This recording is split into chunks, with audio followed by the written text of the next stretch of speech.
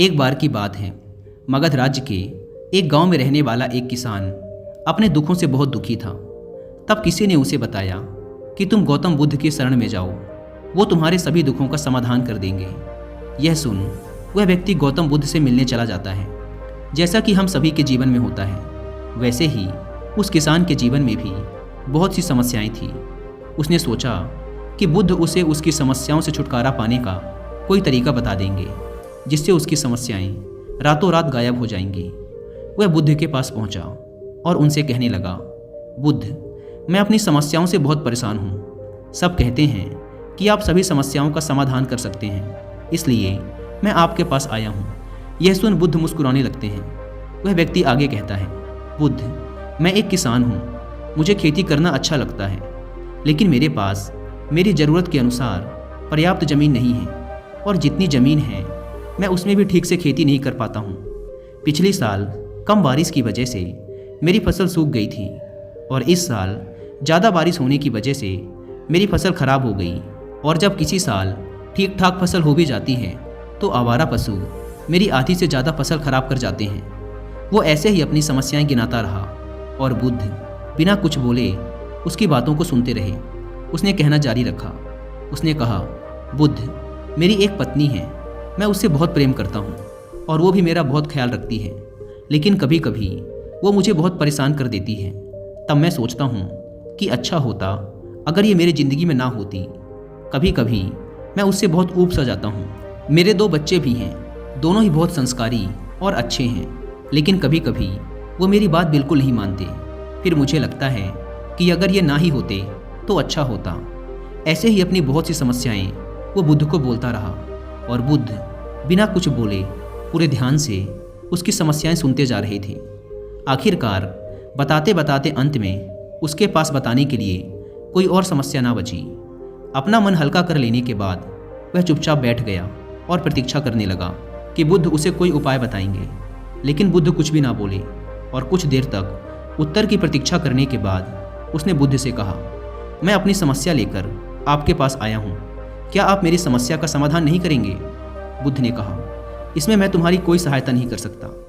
यह सुन किसान ने अचंभित होते हुए कहा, लेकिन आप तो सभी की समस्याओं का समाधान करते हैं, क्या आप मेरी समस्याओं का समाधान इसलिए नहीं कर रहे क्योंकि मैं एक गरीब किसान हूँ?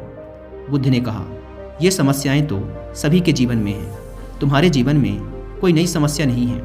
इन समस्याओं से तो हर इंसान घिरा है, और इन समस्याओं से कोई बच भी नहीं सकता। ये तो जीवन चक्र है, और इसमें ऐसा ही होता है।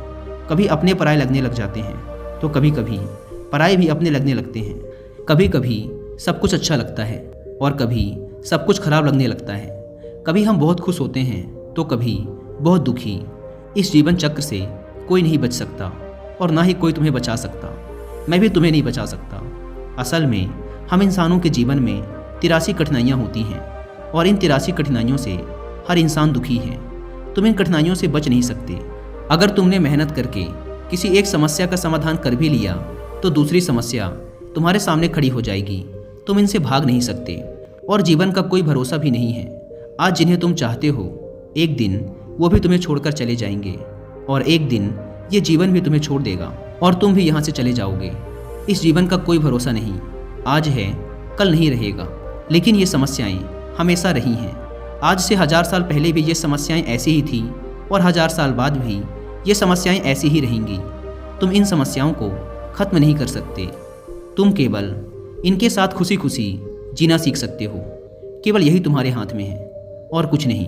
दोस्तों, अगर आप समस्याओं के बावजूद भी जीवन को खुशी खुशी जीने का माइंडसेट डेवलप करना चाहते हैं, तो इसके लिए आप बुद्धिस्ट मॉन्क दलाई लामा के द्वारा लिखी book the art of happiness की हिंदी में बुक समरी भी सुन सकते हैं कुकू एफएम ऐप पर। इसे सुनने के लिए आपको अलग से टाइम निकालने की ज़रूरत नहीं है।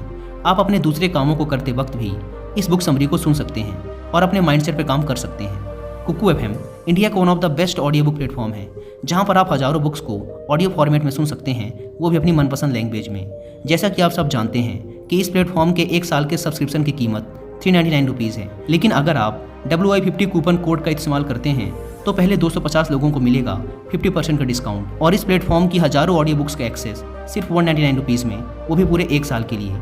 अगर आप इसे डाउनलोड करना चाहते हैं तो link description and pin comment पर मिल जाएगा। बुद्ध के मुंह से ऐसी बातें सुन किसान क्रोधित हो गया। वह कहने लगा, सब झूठ बोलते हैं कि आप बहुत बड़े महात्मा हो, आप सबके दुखों का अंत कर देते हो। मैं बड़ी उम्मीद के साथ आपके पास आया था, लेकिन आपने तो मेरी एक भी समस्या का समाधान नहीं किया। फिर आप किस बात के महात्मा? मेरा आपके पास आना व्यर्थ रहा। आपसे अच्छे तो वो साधु थे जो 3 साल पहले मेरे घर पर आए थे, जिन्होंने मेरी समस्याओं के समाधान के लिए मुझसे यज्ञ करवाया, दान दिलवाया।